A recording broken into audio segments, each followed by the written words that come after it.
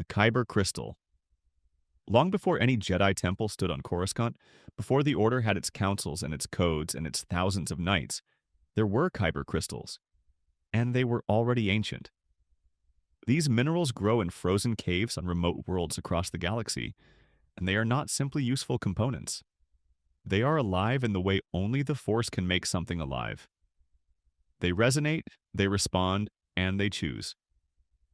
A Kyber crystal does not yield to whoever walks in looking for it. It calls to the one it belongs to and waits in the dark until they arrive. The crystal caves of Ilum, buried beneath a world so cold that exposed skin freezes within minutes, were the Jedi Order's primary source of Kyber crystals. Obtaining one was never a mining operation. Young Padawans traveled to Ilum for a ritual called the Gathering. Each initiate entered the caves alone and faced a trial the Force had built for them. A vision of failure, a confrontation with a deep fear, or a challenge constructed around the weakness that person most needed to face. Only by passing through it would the crystal reveal itself and rise from the ice. The Gathering reads like mythology because it essentially is, grounded in something real but pointing towards something far larger. Once a crystal was found and a lightsaber built around it, the bond was permanent. The crystal resonated at a frequency unique to that Force user, which is why Jedi blades glow blue or green, while Sith blades burn red. When a Sith forces suffering and darkness into a crystal in a process the Order called bleeding, the stone suffers the encounter and stays red. But the transformation can be undone. When Ahsoka Tano took the lightsabers of the Sixth Brother on Rada and purified the blood crystals inside them, the resulting blades came out white, a color no existing Jedi or Sith tradition had a word for, marking Ahsoka as something the galaxy had no established category to contain.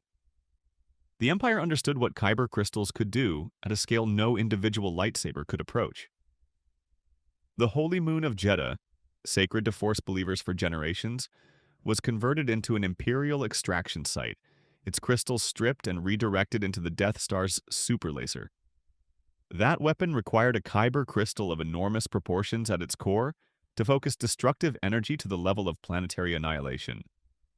The same object a young Padawan held quietly in a frozen cave while confronting their deepest fears became the engine of mass destruction. The Force connects everything, not always in ways that are easy to sit with. If the Force has always meant something real to you, subscribe. You found the right channel. The Jedi Holocron. A Jedi Holocron is small enough to hold in one hand, pyramidal in shape and barely remarkable from the outside. What makes it one of the most significant objects the Jedi Order ever produced is not its appearance but what lives inside it. A holocron is not a passive data archive. It is a living repository animated by the presence of the Jedi Master who created it, expressed through a gatekeeper, a holographic projection of the Maker capable of genuine conversation, evaluation, and judgment. The gatekeeper does not simply answer questions. It determines whether the person asking is ready for what the device contains. Only a Force-sensitive individual can activate a Jedi Holocron, not because of an added security layer, but because the components used in its construction are attuned to the Force in a way that simply will not respond to someone who cannot feel it. During the Clone Wars, the bounty hunter Cad Bane demonstrated that this limitation had workarounds. Contracted by Darth Sidious himself, Bane infiltrated the Jedi Temple on Coruscant, navigated its security systems, and removed a specific holocron from the Order's vault, a device containing the identities and locations of every known Force-sensitive child in the galaxy. He used a Jedi hostage and improvisation that had no business succeeding. He walked out with the Order's most sensitive information, and the reckoning that should have followed never arrived before the Order's total destruction rendered the question irrelevant. The knowledge held within Jedi holocrons varied enormously across the thousands of devices the Order built over millennia. Some preserved combat techniques. Some recorded the accounts of conflicts and Force-sensitive traditions from cultures the Republic had long since absorbed or forgotten. Some contained the philosophical teachings of masters whose gatekeepers had been evaluating visitors for centuries after their creators' deaths. What united every holocron was the intentionality behind its making. It required deep mastery of the Force, sustained self-reflection, and the willingness to imprint a portion of yourself into an object that would outlast you and judge on your behalf for generations after your death. Ezra Bridger discovered during his time with Kanan Jarrus that a Jedi Holocron and a Sith Holocron, when merged in the Force, could theoretically reveal every Force-sensitive being alive in the galaxy simultaneously. The temptation was significant. The execution was catastrophic. When Ezra and the former Sith apprentice Maul forced the two devices together, the result was a flood of Force energy that overwhelmed both of them, a torrent that had to be forcibly collapsed before it destroyed them. Some knowledge exists. Some of it was never designed to be absorbed all at once. The Darksaber. There is exactly one lightsaber in galactic history that is also a symbol of governance. Every other blade belongs to the individual who carries it. The Darksaber belongs to Mandalore.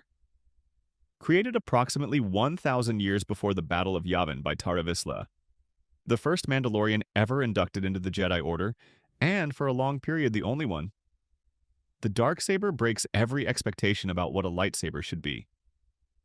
Its blade is flat and black, shaped like a traditional sword rather than the cylindrical column of plasma that defines every other lightsaber in existence. The edges carry a faint white-silver corona, and the overall impression is of a weapon made from compressed darkness rather than light. The hilt is angular and martial, built in the Mandalorian aesthetic. Deliberately functional, deliberately armored. When active, it does not produce the clean hum of a standard blade. It crackles at a lower, more threatening frequency, as if something inside it is barely under control.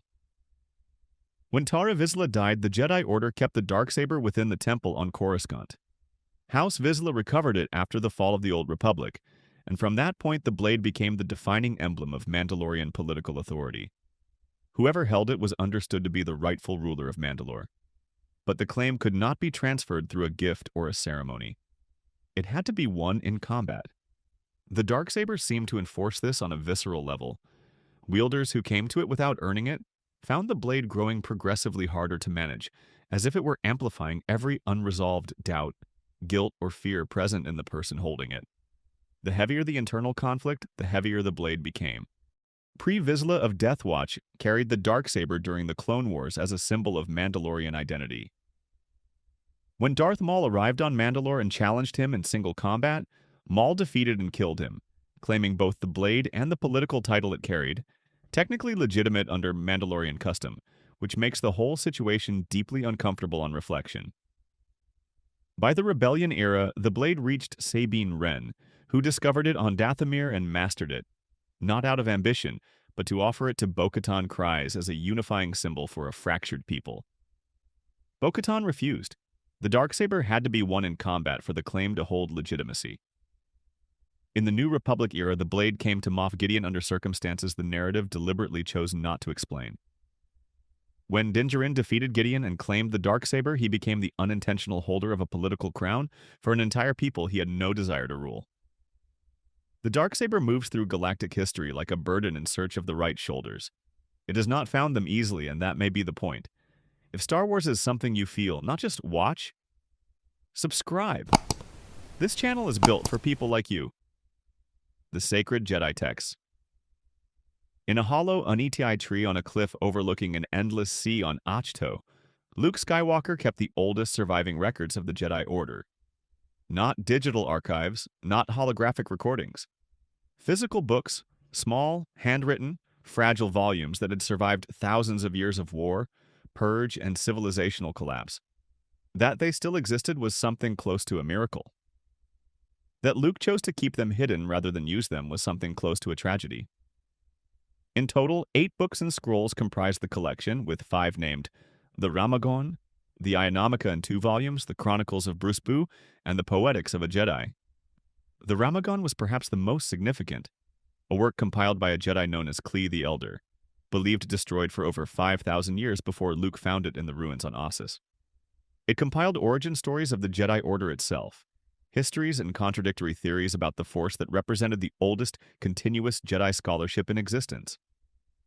The Ionomica, assembled by Jedi Master Riley Howell, collected the earliest accounts of explorations and codifications of the Force. These texts were not instruction manuals. They were proof that the questions the Jedi were still asking when the Order fell were the same ones the Jedi had been asking since the beginning. When Rey arrived on Ahch-To, the text became the center of a collision between two entirely different conclusions about the Jedi tradition. Luke had concluded that the Order's failures were architectural, built into its foundations, and that preserving its most ancient documents served no purpose worth honoring. Yoda appeared as a Force ghost and seemed to agree, calling lightning down on the old tree and burning it to the ground. What Yoda certainly already knew and chose not to say was that Rey had already taken the books from the tree before it burned. She had quietly made the decision Luke was unwilling to make, and carried them off the island in her pack on the Millennium Falcon. At the moment of Luke's death, she was the only living keeper of the Order's foundational knowledge. The sacred Jedi texts hold no destructive power. They do not amplify Force ability. They contain techniques, Force projection, Force healing, and they contain something rarer than either: the original questions of the people who built something that lasted for 1,000 generations. That those questions were still unanswered when the books arrived in Rey's hands may have been exactly the point. The Dagger of Mortis. Mortis is not a planet. It cannot be found on any star chart. It orbits no star, and nothing about it follows the laws that govern the rest of the known galaxy. It is a realm outside normal space, a conduit for the Force so intensely concentrated that reality behaves by different rules within it, where thought takes physical form and time moves according to the will of the Force rather than the mechanics of physics. During the Clone Wars, Obi-Wan Kenobi, Anakin Skywalker, and Ahsoka Tano were drawn there by an ancient Jedi distress signal, broadcasting for decades from no identifiable origin. What they found were three beings of incalculable Force power: the Father, who maintained balance between the light and dark; the Daughter, who embodied the light side; and the Son, who embodied the dark. These were not metaphors. They were real, and they had been confined in Mortis for longer than the oldest Jedi records could account for. The Dagger of Mortis was the only physical object capable of permanently killing these beings, the sole weapon designed to end something that existed outside ordinary mortality. The Son sought it to free himself from the Father's restraint. When he located it, he demonstrated his priorities immediately. He used dark side energy to corrupt and kill Ahsoka before anyone could act. The Daughter, rather than allow this to stand, sacrificed her own life force to revive her, channeled through the Father in a transfer that cost the Daughter her existence entirely. The resolution came when the Father turned the dagger on himself, deliberately draining the divine power sustaining the Son and rendering him mortal enough for Anakin to kill. All three Mortis beings were gone. The realm fell silent. The dagger was left behind. It was not retrieved, not catalogued, not brought back to the Jedi Temple for study. It remained in a place that may not have a physical location in any meaningful sense, having fulfilled the only purpose it was ever forged for. Given what it had demonstrated, that the embodiment of the Force itself could be permanently ended, leaving it inaccessible was almost certainly the most responsible decision made during the entire Mortis arc. The Kaiburr Crystal. In the Legends continuity, the Kaiburr Crystal represents something the canon timeline has approached but never fully stated: a Force artifact so powerful that proximity alone fundamentally changes what a Force-sensitive person can accomplish. Introduced in Splinter of the Mind's Eye, written by Alan Dean Foster and published in 1978, the first Star Wars Legends novel, released less than a year after A New Hope, it was the earliest significant Force relic in any Star Wars story beyond the films, and it established a template for how such objects would be imagined for decades afterward. The crystal rested within the Temple of Pomojima on the jungle world of Mimban, a massive blood-red stone housed in the temple's inner sanctum and revered as sacred by the indigenous Mimbanite population. Its properties operated entirely through proximity. Any Force-sensitive individual within range experienced their abilities, amplified by a factor of approximately 10. Telekinesis, Force healing, combat awareness, raw Force strength, all of it surged to levels that would otherwise require decades of additional training. The crystal did not discriminate between alignments. It amplified whoever stood closest to it, which made control of it as dangerous as it was desirable. Luke Skywalker and Leia Organa traveled to Mimban in search of the crystal, and were pursued there by Darth Vader. The confrontation inside the temple was brutal and strange. Guided by the spirit of Obi-Wan Kenobi and empowered by the crystal's proximity, Luke managed to sever Vader's arm during the duel, a reversal of what would later happen canonically on Cloud City, before exhaustion overtook him. Vader, undaunted even without his arm, pressed the advantage toward the killing blow. He fell into a pit before he could deliver it. The crystal was not recovered from Mimban in any organized sense. It remained in the temple, partially submerged, still potent, still there. What the Kaiburr crystal established in Legends was a category of artifact the Jedi had long recognized. Objects that required no construction and no bonding ritual.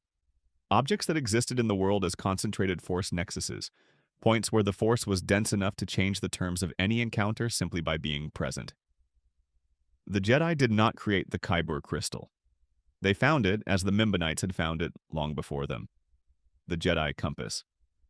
Not every Jedi artifact exists to amplify power or preserve knowledge. Some simply point. The Jedi compass does exactly what its name suggests, and it is entirely unlike what that name implies.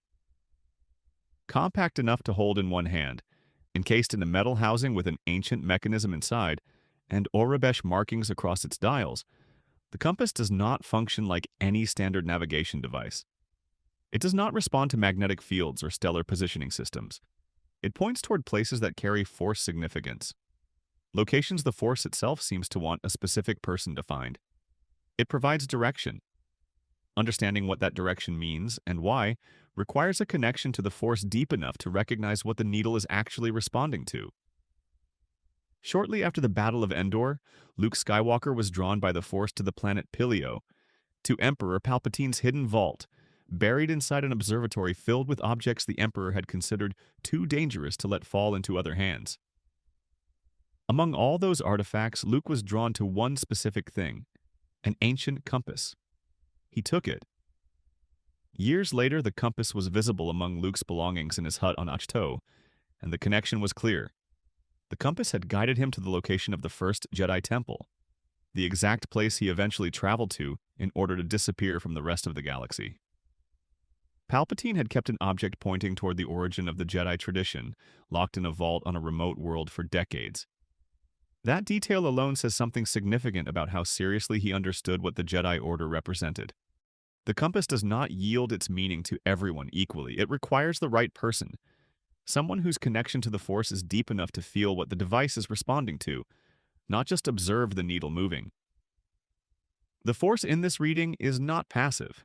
It has direction. It wants specific individuals in specific places, and sometimes it builds a physical object to make that clear enough for whoever needs the help. The Jedi compass is quiet and small and easy to overlook. The trail it left behind connected the end of the original Jedi Order to the beginning of whatever comes next. The world between worlds. There is a threshold between every moment that has ever existed and every moment that ever will, and the ancient Jedi built a door to it. The world between worlds is not a place in any conventional sense. It exists between the living force and the cosmic force, between past and present, accessible through nexuses where the boundary between time and the space outside of time grows thin enough to cross. In the canon timeline, the most documented access point was hidden within the Jedi Temple on Lothal, a structure the Empire had occupied and converted into a military garrison, entirely unaware of what lay beneath their own building. Within the temple's innermost chamber, the Mortis mural, depicting the father, the son, and the daughter in interlocking symbolic patterns, functioned as a literal doorway when activated by someone with sufficient force sensitivity. Ezra Bridger entered the world between worlds during the liberation of Lothal and found pathways suspended in a void that existed outside of ordinary time, with doorways opening onto specific moments from across all of galactic history. Voices drifted through the dimension from those moments. Obi-Wan Kenobi, Yoda, Anakin Skywalker, Ahsoka Tano, Luminara Unduli, and others. Their words drawn from pivotal points in their lives and preserved there as if the dimension were cataloging everything the Force had ever witnessed. When Ezra heard Ahsoka's voice from the duel on Malachor, the confrontation with Darth Vader that had every appearance of being fatal for her, he found the specific doorway corresponding to that exact moment and reached through it, pulling her out before Vader's blade completed its arc. He did not watch the past, he changed it. Emperor Palpatine had studied the world between worlds with obsessive precision, understanding its implications more clearly than perhaps anyone else alive. When he became aware that Ezra had accessed the dimension, he attempted to force his way in from outside, not to learn or explore, but to consume it entirely. If he had succeeded, no superweapon in galactic history would have compared. A Death Star destroys one planet at one moment. Access to the world between worlds means reaching into any moment in the history of the galaxy and altering it. Every battle, every death, every decision that ever mattered. Ezra and Ahsoka sealed the entrance behind them as they escaped, cutting Palpatine off from the threshold. The world between worlds was not destroyed. The Force does not close permanently. The door still exists somewhere, and the pathways between every moment that has ever been and every moment that will ever come are still waiting for whoever arrives next. If the deep lore is what keeps bringing you back to Star Wars, subscribe. There is so much more still to cover.